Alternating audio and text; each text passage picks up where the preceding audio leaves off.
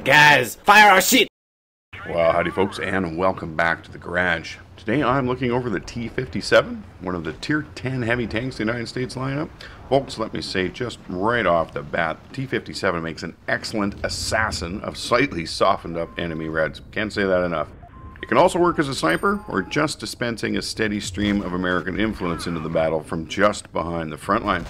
Yeah, that's right, from just behind the front line. While the T-57 is competitively armored for its tier, seen here at Armor Inspector from the point of view of an IS-7, there's not many places it can't be penned. Lower plate thicknesses of 114 millimeters won't stop anything on its own, and the minimal angling doesn't give it much of a boost. And while the upper glacis is listed at 203 millimeters, that's only on the middle portion here, with the sides falling off to an apparent 127 millimeters, and only the radical angling gives a measure of protection there.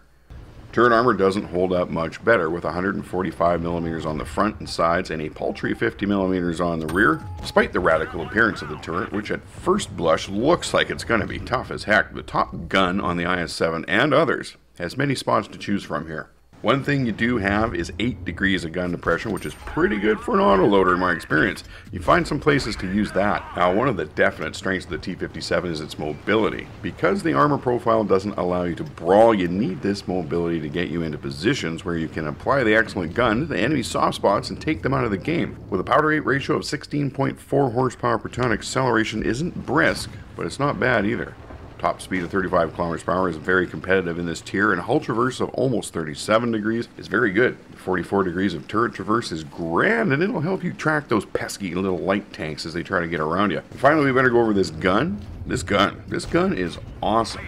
7.02 rounds per minute, aim time of just 3.4 seconds, and a dispersion figure that matches up of just 0.305. Not to mention, this thing has extremely high velocity ammunition. Now, with figures like these, you might be thinking, sniper! And you wouldn't be wrong, except that this is an autoloader. And that 7.02 rounds per minute figure does not let you know that after expending the 3 shells in your magazine, you got a long 20.65 seconds to wait before you can pound on the reds again. Now, I say a long 20 seconds, but as far as autoloaders go, that's really not that bad. You'll have to find a safe place to be while you can't defend yourself, but while you've got shells in the mag, you can pen 258 millimeters of enemy armor and deal 400 hit points of damage with your regular AP. Now and then you'll have to find that, AP doesn't cut it, and you need something better, and that's when you whip out spicy ammo, because sometimes only 340 millimeters of pen and damage will do. So, what does all this mean? What can we distill from all this information? What is the best way to play this tank? I can't tell you the best way. I would not presume, actually, to do that. I encourage you to find the best way that works for you to play this tank. I can tell you how I like to play it, and I've had success. First and foremost, do not lead the charge if you don't have to.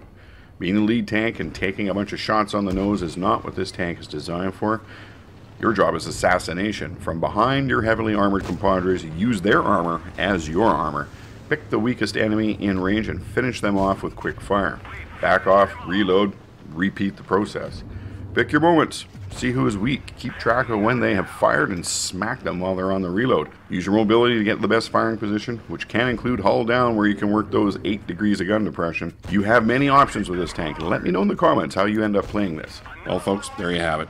If you enjoyed this video, please leave a like down below. And if you really enjoyed this video, hit the subscribe button. Let me know in the comments. As well, be sure to visit my social media pages, both on Facebook and Twitter. This is where I post info that, well, not belonging in a video, it's worth taking a look at. Now, a lot of you have been very generous with donations, becoming patrons, or donating during the live streams, or sending in your replays so I can commentate and put them up for others to enjoy. But it's also very helpful just watching the vids, liking and subscribing. So I just wanted to make sure that those of you who support in that manner know that I really appreciate what you're doing as well. Thank you. Links to all things in the video description. Alright folks, thanks very much for stopping by and watching. I'll catch you next time.